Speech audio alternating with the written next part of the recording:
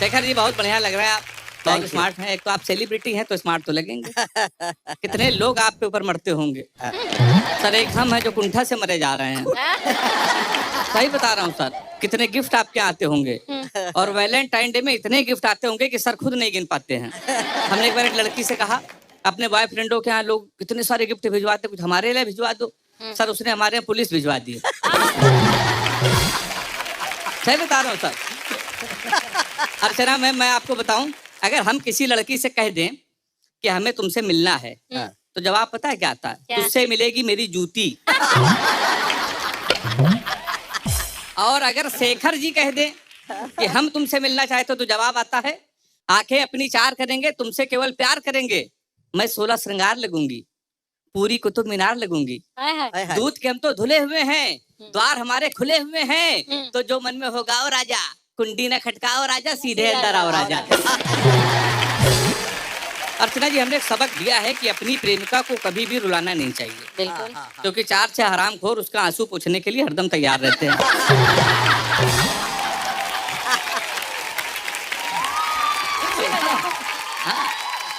तो सर हम हो गए हैं सीनियर आशिक, इतने बार रिजेक्ट हुए हैं तो हम सीनियर आशिक हो गए हैं।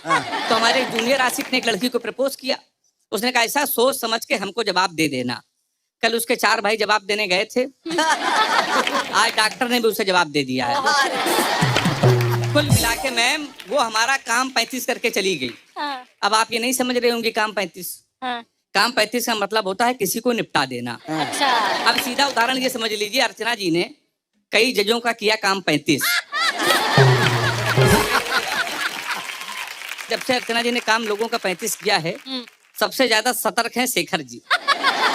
न साले से खतरा है न साली से खतरा है, इनको बिल्कुल नहीं आजकल ठोको ताली से खतरा है। जब से नई वाली ने निपटाया है पुराने जजों को, तब से शेखर जी को बगल वाली से खतरा है। तो मैडम आप काम 35 का मतलब समझ गए होंगे। समझ ये हमारे यहाँ यूज होता है, कानपुर में, उत्तर प्रदेश में काम 35, चिकाई, भोकाल, लफाज, ये सब कुछ हमारे यहाँ बहुत हिट है। अब चिकाई होती है हमारे कानपुर में, अक्सर एक दूसरे से लोग कहते हैं गुरु ऐसा चिकाई ना करना। कहते चिकाई चिकाई में तुमने ये कर दिया। चिकाई का मतलब होता है कि मौज लेना, किसी की मौज ले ली, भले थोड़ा बहुत उसको बुरा लग जाए। अच्छा। अब हमारे जब ट्रेन आना होता है तो हरी बत्ती जलती है, उसका संकेत होता है कि ट्रेन आ सकती है। अब हमारे कानपुर के लौंडे वो चिकाई चिकाई में उसी हरी बत्ती में लाल पन्नी चिपका देते हैं। फिर वो छुप जाते हैं। अरे फिर जब पुलिस वाले उनको पकड़ते हैं तो पूछते हैं क्यों बे काहे किया था ये? तो कहा साहब वो चिकाई चिकाई में हो गया। फिर रात भर पुलिस वाले उसके साथ चिकाते हैं। ये होता है चिकाई। एक कैरेक्टर सर हमारे यहाँ होता है लफाज। लफाज वो लोग होते हैं जो आए बाएं साएं कुछ भी बके। अच्छा। असल में उनके पास अनाप अनाप पैसा होता है, बहुत पैसा उनके पास होता है।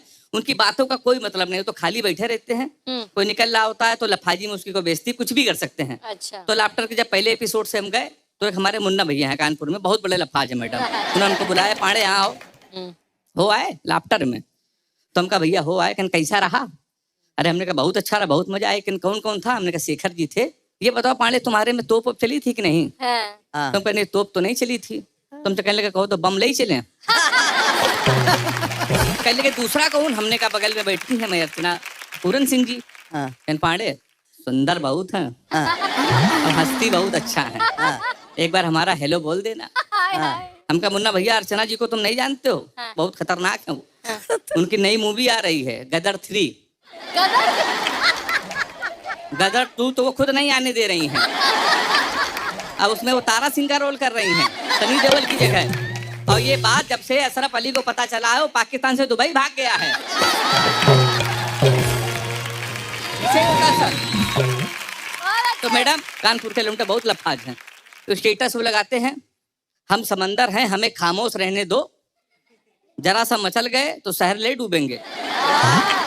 सर ये वही लौंडे हैं जब बरसात पानी जब भर जाता है तो पैंट घुटने तक चढ़ा लेते हैं। ये वही ऐसे स्टेटस डालते हैं।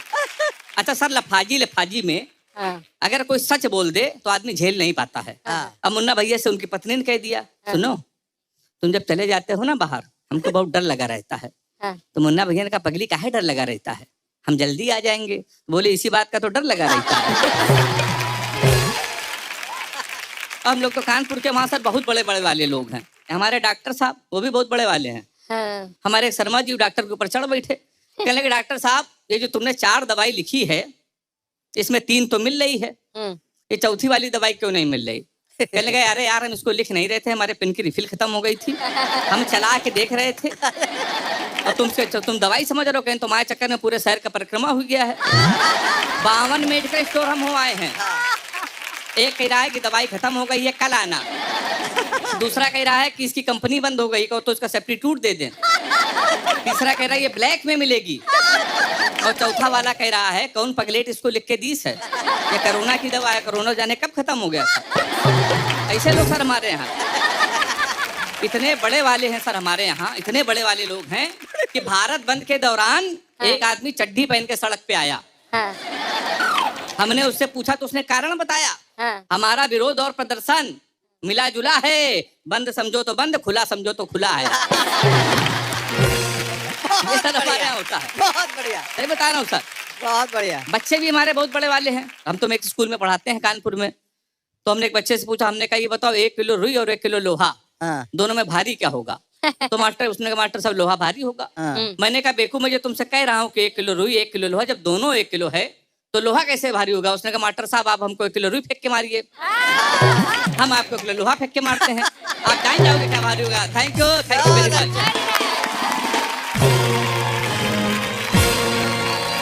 बहुत बढ़िया।